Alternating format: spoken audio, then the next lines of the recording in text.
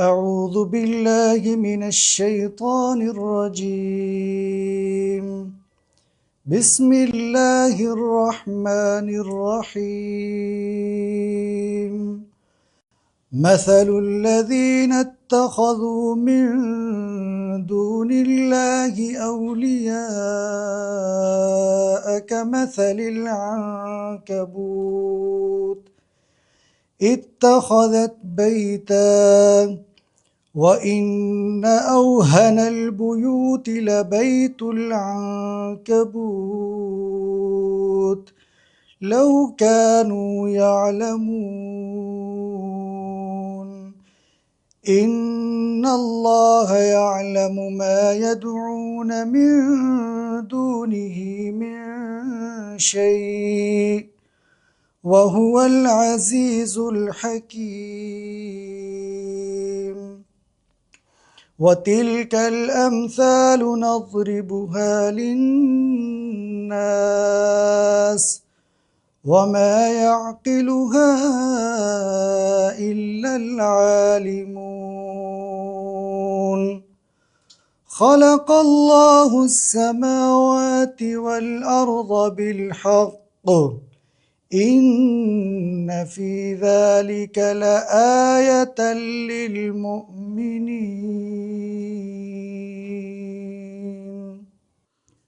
الحمد لله رب العالمين والصلاة والسلام على أشرف الأنبياء والمرسلين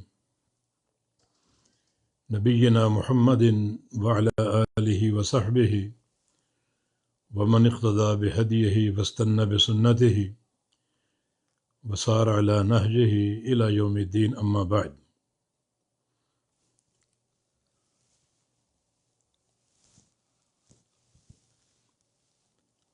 قابل قدر سامعین حضرات، السلام علیکم ورحمۃ اللہ وبرکاتہ۔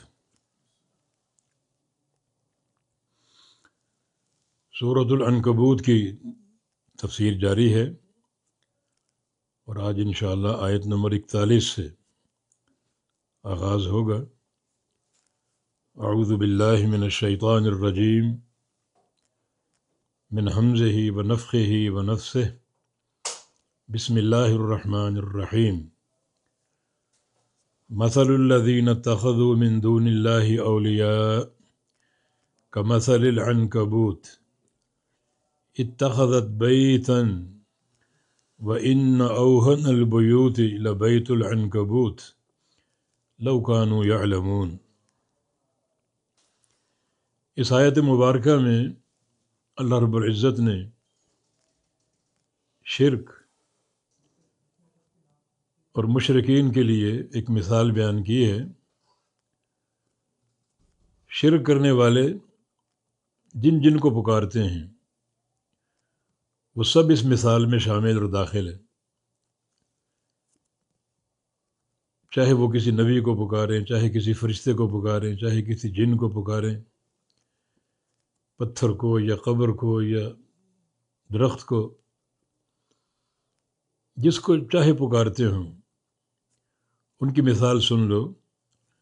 مثل الذین اتخذوا، مثال ان لوگوں کی جنہوں نے پکڑا من دون اللہ اولیاء، اللہ کے سوا مددگار، اللہ کے سوا مددگاروں کو پکڑا، مددگار بنائے رکھے۔ ان کی مثال کیا ہے؟ کمثل العنکبوت، ان کی مثال مکڑی جیسی ہے۔ اسی سے سورت کا نام عنکبوت ہے۔ اتخذت بیتاً، جس نے بنایا گھر، اتخذت جس نے بنایا پکڑا، بیتاً ایک گھر، وَإِنَّ أَوْهَنَ الْبُيُوتِ لَبَيْتُ الْعَنْكَبُوتِ، اور بے شک سب سے کمزور گھر مکڑی کا گھر ہے۔ وَإِنَّ أَوْهَنَ، اوہن اسم تفضیل کا صیغہ ہے، یہ وہن سے ہے، وہن کا معنی کمزوری، اور اوہن سب سے کمزور، البیوت گھروں میں سے سب سے کمزور گھر، لبیت العنکبوت مکڑی کا گھر ہے، لو کانوا یعلمون اگر وہ جانتے ہوتے۔ یہ مثال ہے شرک، مشرک اور مشرک کے معبودوں کی۔ مکڑی ایک کمزور سا جانور ہے، اور جو گھر بناتی ہے اس گھر کا کوئی فائدہ، کوئی مضبوطی ہو، دیر پا ہو، یا وہ بچاتی ہو، وہ گھر بچاتا ہو بارش سے، دھوپ سے، کوئی نفع اس کا، 100 گھر بنے ہوں ایک انگلی سے ان کو آپ توڑ سکتے، ایک لمحے میں وہ سب فنا ہو جاتے ہیں۔ کہیں کوئی فائدہ نہیں مکڑی کے گھر کا یا مکڑی کے جالے کا۔ تو جس جس کو تم پکارتے ہو اللہ کے سوا، وہ بھی اسی طرح مکڑی کے جالے کی طرح کوئی نفع آپ کو نہیں پہنچا سکتے، آپ کے لیے کوئی کارآمد نہیں ہو سکتے، کوئی نقصان آپ کا نہیں ٹال سکتے۔ اور چونکہ مکڑی کا گھر بڑا بدنما ہوتا ہے، تو شرک بھی ایک بدنما چیز ہے، انتہائی مکروہ گندی چیز۔ یہ مثال بڑی معنی خیز ہے۔ جس جس کو پکارتے ہو اللہ تعالیٰ کو چھوڑ کر، وہ کسی شے کے مالک نہیں، کوئی آپ کے کام نہیں آ سکتے، کوئی آپ کا فائدہ نہیں کر سکتے،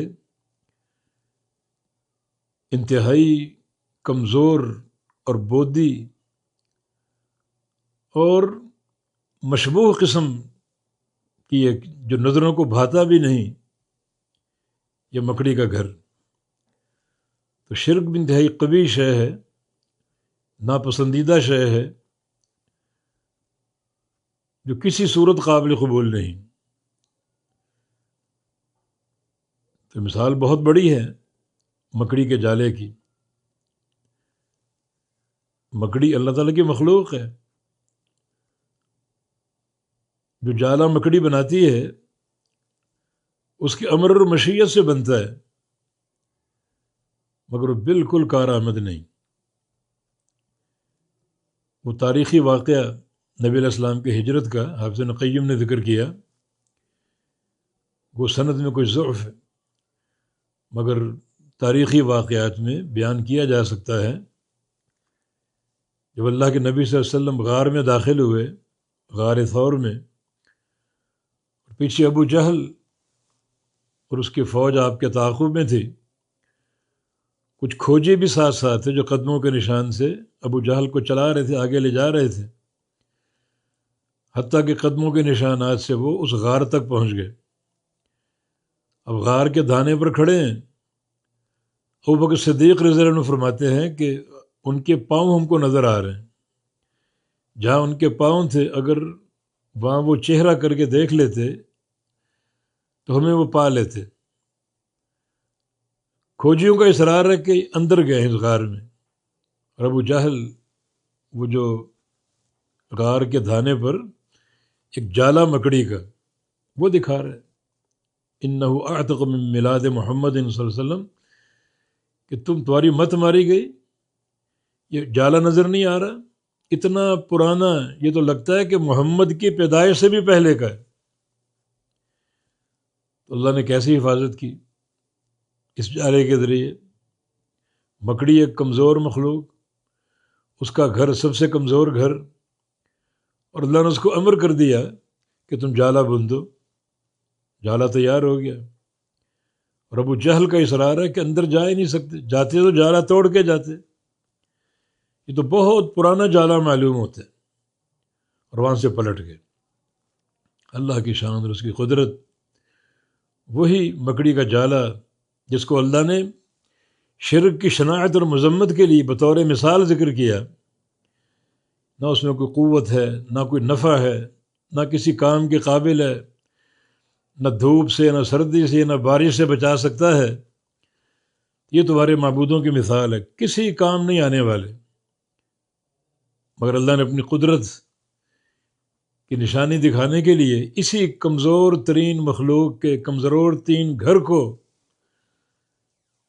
حفاظت کا ذریعہ بنا دیا ایسی شخصیات کے لیے جو سب سے اعلیٰ ہیں۔ محمد الرسول اللہ علیہ وسلم سید المرسلین ہیں، ابو بکر صدیق رضی اللہ عنہ انبیاء کے بعد ساری امت کے اولیاء کے سردار ہیں۔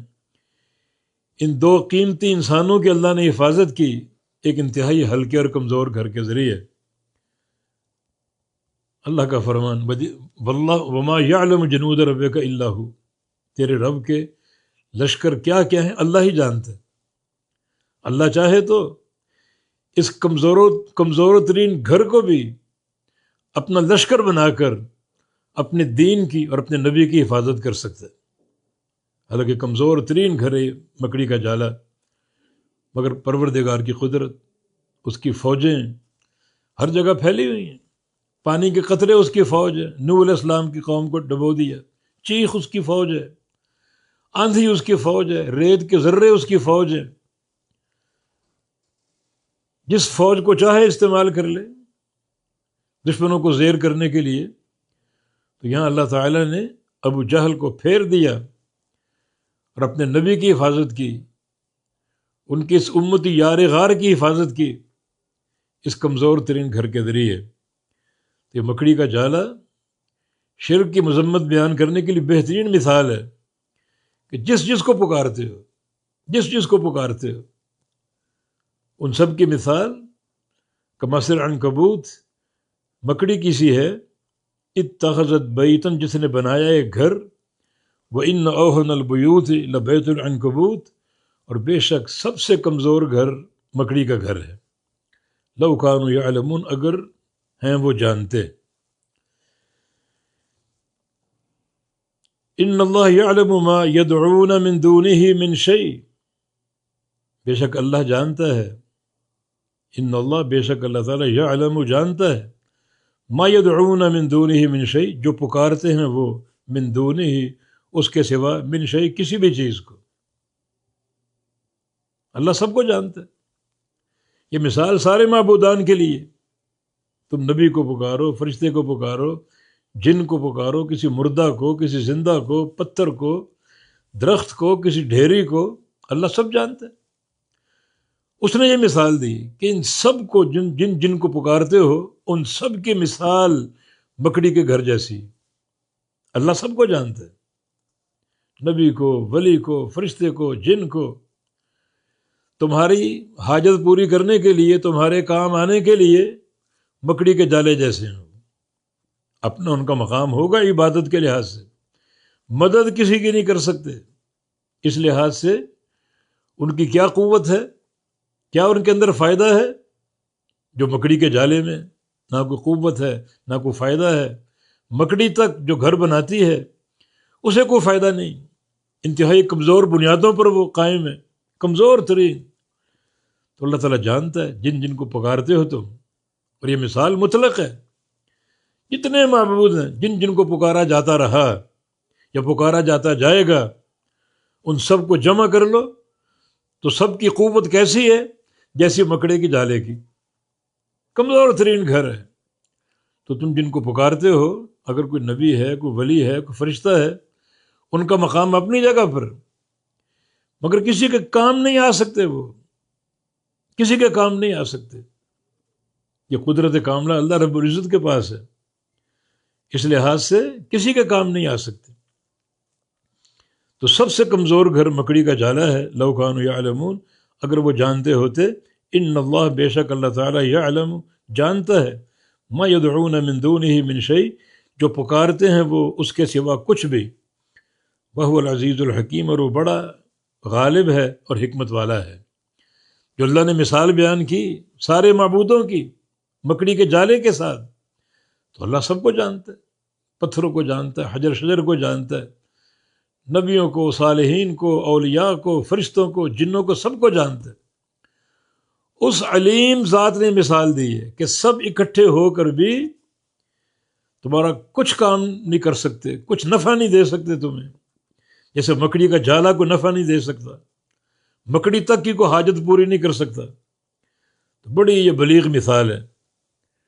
وَتِلْكَ الْأَمْثَالُ نَضْرِبُهَا لِلنَّاسِ، اور یہی مثالیں ہیں نضربها جو ہم بیان کرتے ہیں للناس لوگوں کے لیے، کہ اب بھی سمجھ جاؤ، اتنی بلیغ مثال ہے۔ جو شرک ہو چکا یا جو ہوتا رہے گا، جو آج تک ہوتا رہا ہے، سارے شرکاء کو جمع کر لو، ان سب کی قوت کیسی ہے؟ جیسی مکڑی کے جالے کی، کسی کام آ سکتا ہے وہ؟ اس طرح تمہارے شرکاء بھی تمہارے کسی کام نہیں آ سکتے، نہ کوئی نفع پہنچا سکتے، نہ کوئی نقصان ٹال سکتے۔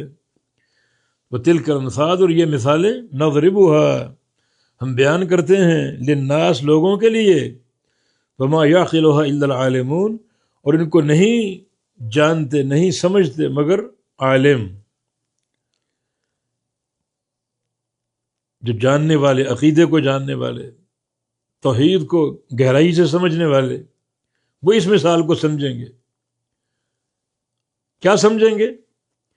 جتنے شرکاء مقرر کیے گئے وہ سارے جمع ہو جائیں، ان کی قوت مکڑی جیسی بھی نہیں ہے، مکڑی کے جالے جیسی بھی نہیں۔ اللہ تعالیٰ عزیز اور حکیم ہے، بڑا غالب، طاقت والا، بڑا حکمت والا۔ تو تم عقل سے کام لو، یہ بڑی بلیغ مثال ہے شرک کی مذمت اور شناعت کو واضح کرنے کے لیے۔ اور فرمایا کہ خلق اللہ السماوات والارض بالحق، ایک طرف تمہارے یہ معبود جن کی طاقت مکڑی جیسی نہیں ہے، ایک طرف اللہ کی قدرت دیکھو، اس نے پیدا کیا آسمانوں کو اور زمین کو حق کے ساتھ۔ وہ اکیلا خالق ہے، اور کن کہہ کر بنا دیا۔ جس کی یہ قدرت ہو، اس کو چھوڑ کر تم ایسے معبودوں کو پکارو گے جو محض مکڑی ہے، جن کی طاقت مکڑی جیسی، جن کی قوت مکڑی کے گھر جیسی ہے۔ اللہ کو دیکھو، تمہارا خالق اور مالک، آسمانوں کا خالق، زمینوں کا خالق، کن کہہ کر سب بنا دیا، یہ جال بچھا دیا، یا آسمان کھڑے کر دیے بغیر سہارے کے۔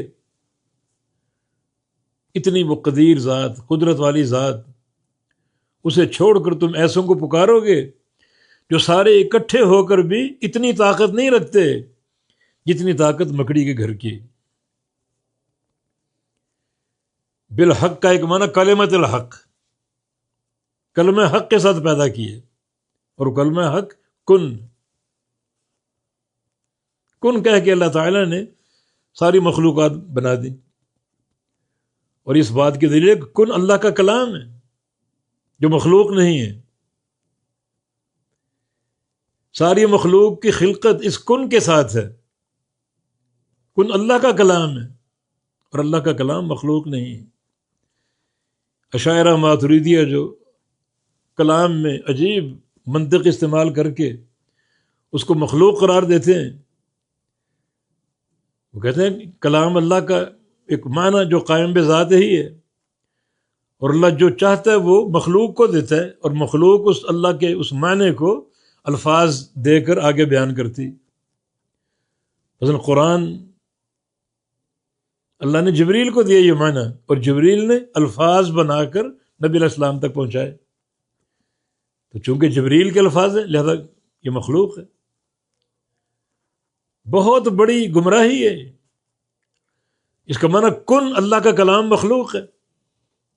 ساری کائنات کن سے بنی، معنی مخلوق نے مخلوق کو پیدا کیا۔ اس سے بڑا کوئی شرک ہو سکتا ہے؟ اگر کن مخلوق ہے تو مخلوق کی خالق ہے۔ آسمان بنے، زمینیں بنی، یہ پہاڑ بنے کن کے ساتھ، اور کن اگر مخلوق ہے تو مخلوق کی خالق ہے۔ یہ عقیدہ کہاں جا کے پہنچے گا؟ ان فی ذلک لآیۃ للمؤمنین، بے شک اس میں نشانیاں ہیں ایمان والوں کے لیے، جن کے اندر ایمان ہے، ایمان کی قوت ہے، ایمان کا نور ہے۔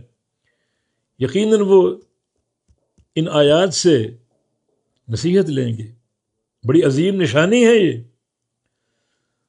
اب اللہ آسمانوں اور زمینوں کا خالق ہے، جن کو اللہ کے سوا پکارا جا رہا ہے ان کے اندر مکڑی جیسی طاقت نہیں، مکڑی کے جالے جیسی طاقت نہیں، تو نشانی ہے یا نہیں؟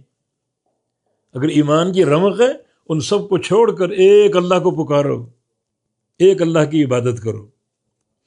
تو ان فی ذالک لآیۃ للمؤمنین، بے شک اس میں نشانیاں ہیں ایمان والے بندوں کے لیے. یہاں سے 20واں پارہ انشاءاللہ ختم ہو گیا، تو کل سے انشاءاللہ 21ویں پارے سے آغاز کریں گے.